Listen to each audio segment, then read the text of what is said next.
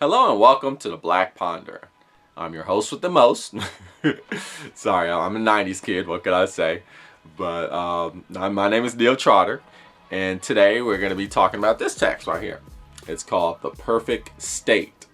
Okay, and it's by, okay, here, brace yourselves, Abu Nasr al-Farabi. Now, I know I butchered that name pretty bad, I'm sure, so all those who speak Arabic out there, comment on the video. Let me know how bad my mispronunciation was. I'm open to it. let us know. On the Perfect State is early Islamic philosophy. Okay, now I had a commenter that recommended to me that I cover more Islamic philosophy. And I agree, I should cover more Islamic philosophy. He put that comment a while back, several months ago. And I'm just now getting to it. But I agree. I think we should cover Islamic philosophy. Now, Islamic philosophy is not really that much different from, early Greek philosophy, to be honest. I mean, Islamic philosophy has its flavor. However, much of ancient Greek philosophy, we know a lot of that today due to Islamic scholars, ancient Islamic scholars who translated a lot of the ancient Greek philosophy to languages that could be more widely distributed across the world. So thanks to a lot of Islamic scholarship, we know a lot of ancient Greek philosophy. We're talking about Aristotle, Plato, Socrates.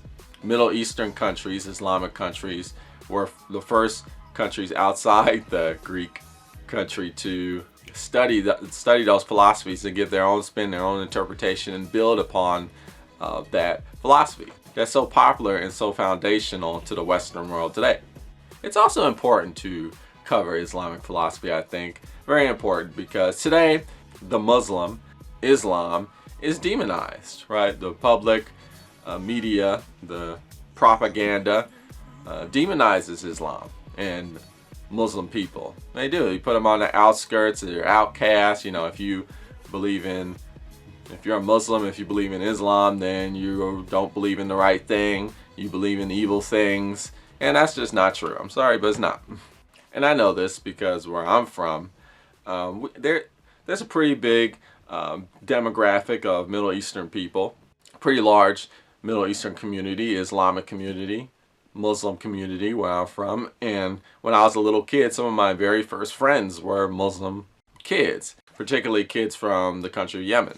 And I have some of my most cherished memories, and I had my funnest moments in my life is hanging out with those early friends of mine who were Muslim. And they were some really good peeps. There were some really cool people. You could tell they were really cool because of their belief system. That was a huge part of why they were so kind and friendly and warm-hearted and just nice to be around. It's because of their religion. Because Islam is about kindness, compassion, and doing the right thing by people. So I gotta be honest with you, I do get a little irritated. I do get a little peeved when I see this whole demonization or this outcasting or this people talking down on the Muslim religion. It really kind of ticks me off, I'm gonna be honest with you, because I grew up with Muslims and they were some very nice people.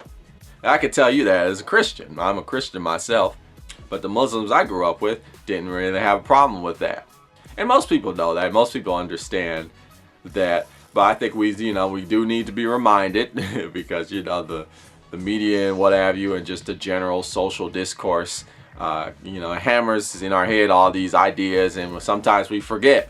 So we need to be reminded. Hence, we're going to be talking about some Islamic philosophy.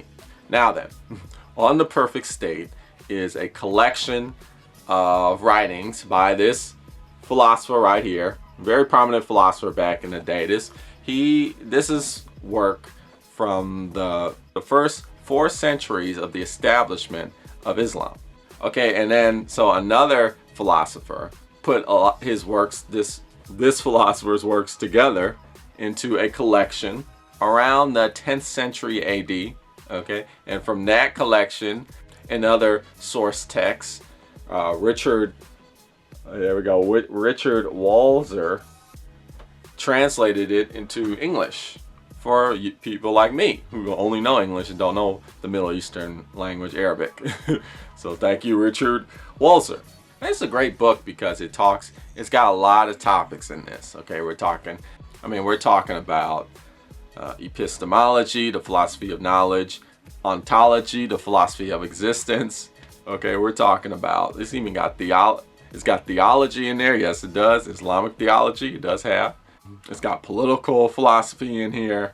What's particularly interesting is the ontology in here, the philosophy of existence, because it gets into the nature of God in this text, and it's very interesting. It is dated, I will say that, because when this was written, the common understanding was the earth was the center of the universe and everything revolved around the earth. So it is dated, but I think a lot of the concepts, particularly on the concept of the highest order of being, the divine, the highest consciousness, God basically, the philosophy explained in that is still, that's pretty relevant today. And that philosophy does apply to the understanding of Allah in what the Islamic religion. But what I would like to talk about here is an idea, a concept that this text brings up, which is not unique in Islamic philosophy at all. In fact, this is just a philosophical idea across the board. Western, Eastern, continental, existential, postmodern, what have you. This is an idea that is universal, and we got to be careful about this idea. We really have to be careful about this idea, this concept, because I think human beings get into a lot of trouble when they take this in directions they shouldn't take this. But like I said, it's universal, so it's not unique, I think, to Islamic philosophy. But I think it's good to share it because it shows that Islamic philosophy shares a lot of its understanding and ideas and concepts from other kinds of philosophies, and that shared understanding, that shared scholarship just shows how much Islamic philosophers participated in modern philosophy, because this idea I'm about to talk to you about, you see it today in modern philosophy and just in modern society in general, although this was written so long ago. So let me read you some quotes.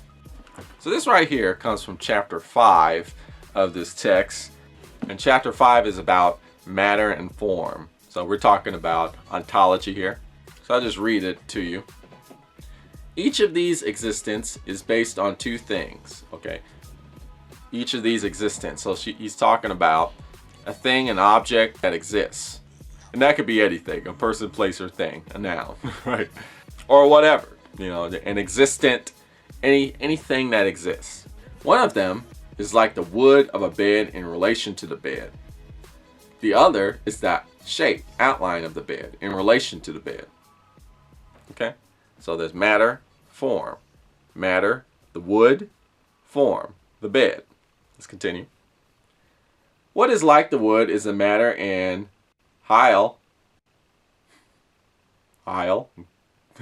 material. And what is like the outline is the form and shape and what belongs to their genus. Matter then serves as substratum for the subsistence of form, and form cannot exist and be maintained without matter. Matter exists for the sake of form, and if there were no form in existence, matter could not exist. Okay, let's back up for a minute, examine what we just said. So, existence is of two things: matter, like the wood that makes the bed. This is what he's saying. It's an ancient idea. And then the bed itself, the form, because you can make a lot of things out of wood, like a chair, table, desk. All these things are forms. But the existent does not actually exist until it has a form. All right. So matter, the wood, doesn't really actually exist until it has a form. Then it exists. When the wood becomes a bed is when it exists. Form, however, does not exist to bring about the existence of matter, but to make the substance, which is to become body, into an actual substance. So the form of something, like say the bed, doesn't exist for the wood. Okay, the bed is not dependent on the wood. The wood is dependent on the bed. So the form is not dependent on the matter. No, the matter is dependent on the bed. The form is what actualizes the matter to exist. For each species becomes actually existing and existing in the most perfect of its two ways of existence only when its form is present. As long as its matter continues to exist without its form, it is that species only potentially. Again, matter without form doesn't actually exist. It only exists potentially. For as long as the wood of the bed remains without the form of the bed, it is a bed potentially. And it becomes a bed actually only when its form is present in its matter. The more deficient of the two ways of the thing's existence is its existence in matter, and the more perfect of its two kinds of existence is its existence in form. Again, it's just reiterating the same thing. The form makes the existent actually exist, but matter without form is not actually in existence yet. It's potentially there, but it's not there yet. None of these bodies is given its form from the very outset. Each of them is at first given its matter, by which its existence is in a remote state of potentiality. It is not a state of actuality because it has been given only its prime matter. So it is constantly striving to obtain its form into which it substantifies itself. Then it rises up gradually until its form becomes present in it, through by which it obtains its actual existence. Now you might think this is an old idea, a very old school idea, and it is. It's a very old school idea. But I tell you, in today's world, we see this idea all the time. I'm talking about the year 2018. We see this to this day, this type of philosophy. We see it. We have a form. We have forms that exist in the world. And then we have matter, just things that make up these forms. And these things that make up these forms don't really exist until they adhere to these forms. Okay, so you gotta think about this. So how does the matter determine its form? Okay, how does the matter determine its form? How is this form validated? Okay, who validates this form? Is the form actually validated? When matter becomes an existent, when it actually exists by adhering to a form, what then, who or what then says, okay, now you exist because you adhere to this form? Or does that even happen? Does that even happen? So that's my question. Because like we said, wood could be anything. Wood could be, you can make wood a chair, a desk, a table. I mean, it can't be anything, but it could be a lot of things.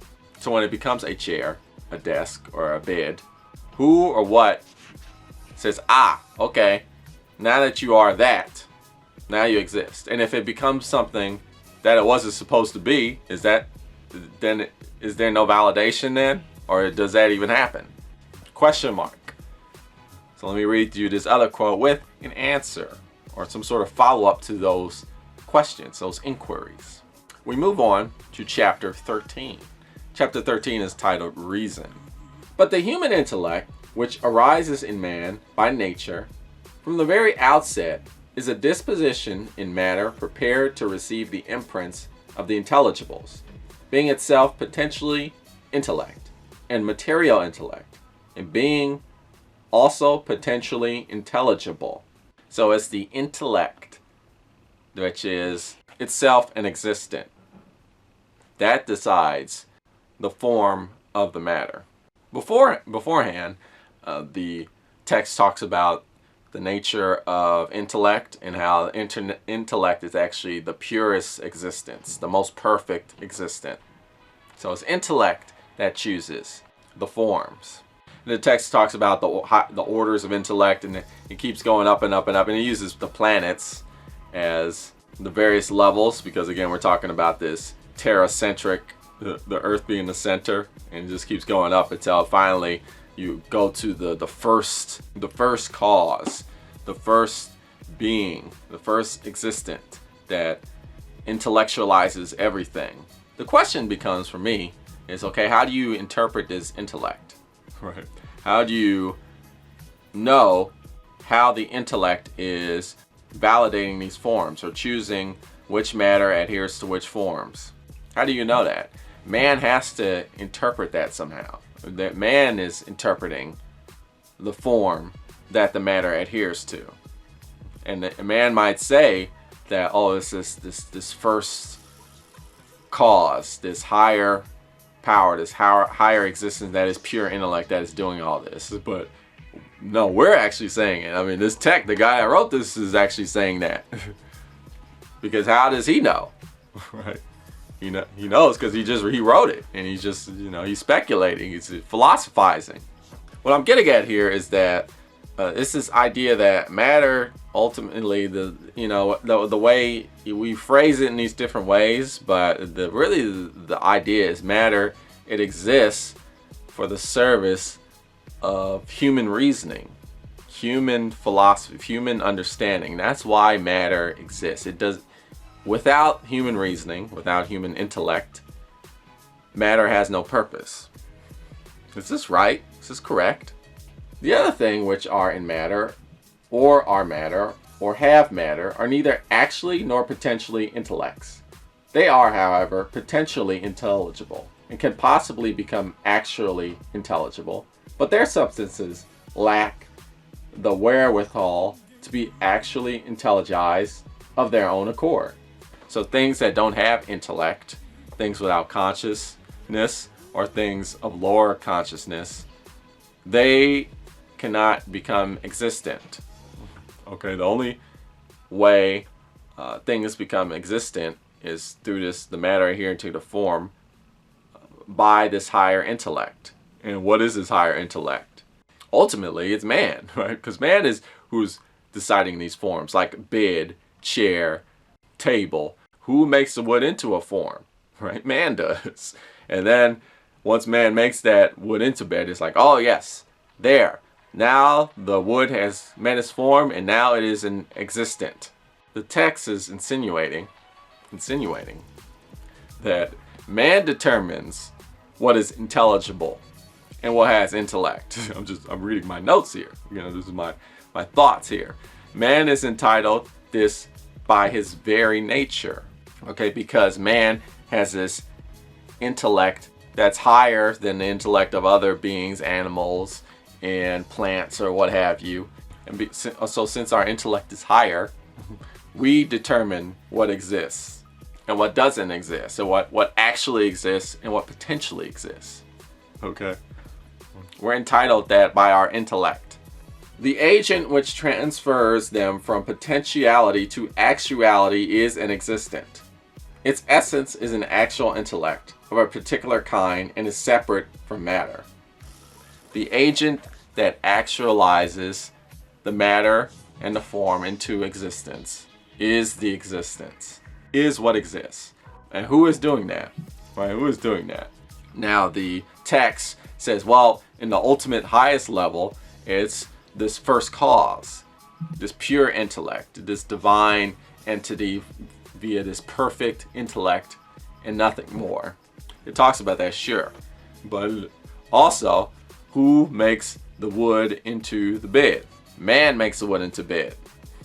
So he's saying that man is the agent, really, and man is what ultimately actually exists. Everything else potentially exists. Man is the agent that makes things exist, and which is the judge of who exists and who does not exist, who actually exists and who potentially exists. You see what I'm getting at here? You see where I'm going with this? That's dangerous, right? There's dangerous thinking like that. Now, this is an Islamic philosophical text, right?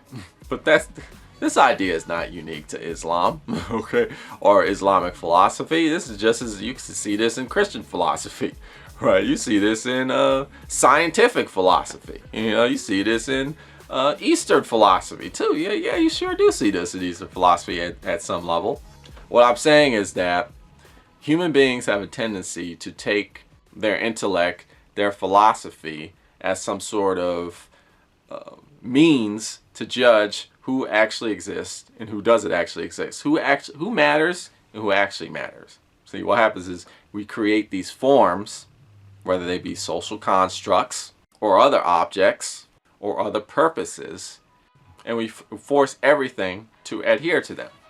The people who have higher intellects, how do we determine who has a higher intellect and who's not? Who is a savage and who is a person of high intellect?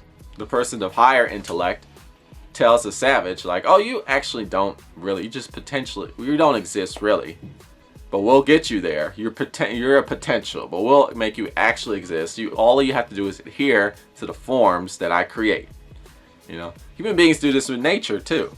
Manifest destiny, industrialization. We go out into the environment, we go out into nature, and we're like, okay, you know, nature exists for our purposes. Nature doesn't actually exist. You know, the forests, the water, you know, the oil that's in the ground, that really just doesn't really exist. But you know, it really doesn't have any meaning or purpose. It only the oil in the ground only has purpose. It only exists. It actually exists when we extract it from the earth and use it to power our cars.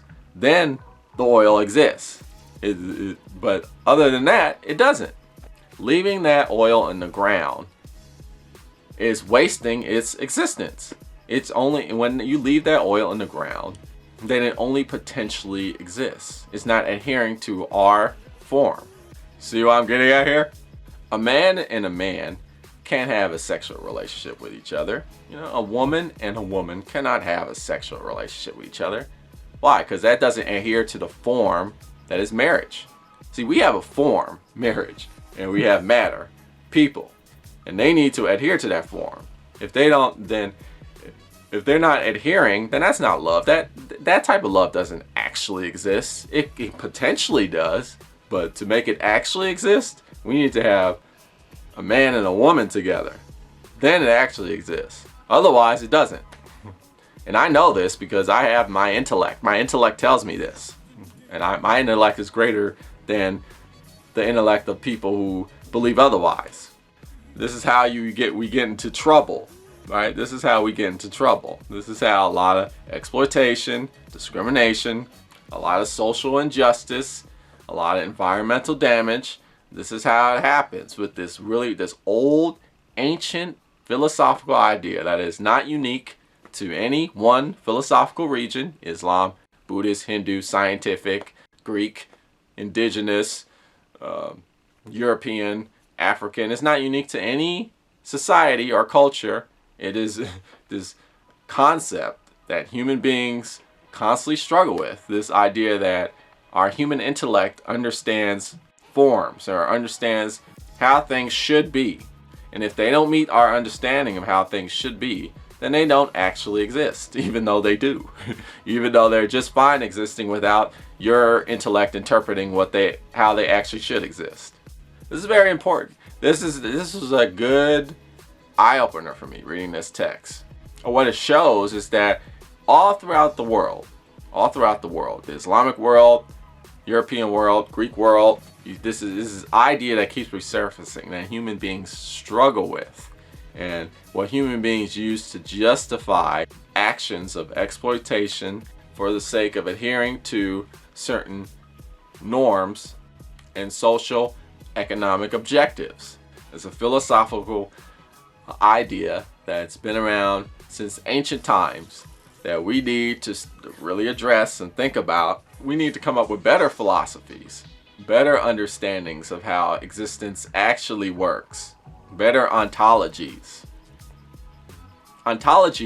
that focus more on the social aspect of things, right? The social relationships between people, the tendency toward human beings to gain power by any means necessary, the social checks and balances that we need to put in place despite what we believe in and how grand we feel our intellect is.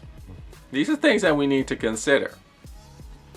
Anyway, I mean, that's what I was thinking about when I was reading this. If you want to understand more about the Islamic philosophical take on universal philosophical ideas, then I encourage you to read On the Perfect State. In any case, you have been watching The Black Ponderer. Tune in next time for more philosophical thought.